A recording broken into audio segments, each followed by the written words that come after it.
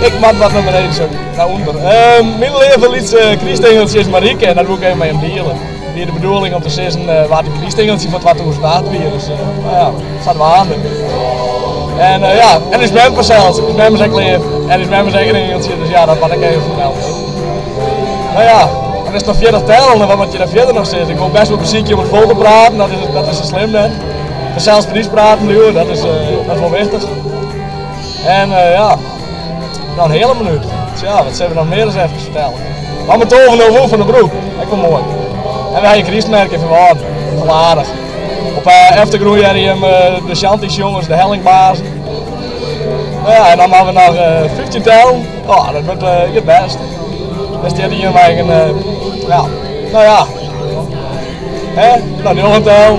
Het kan zijn dat Marieke mijn liefste leven Christengeltje weer, want dat is wel het punt van de filmpjes. Hallo!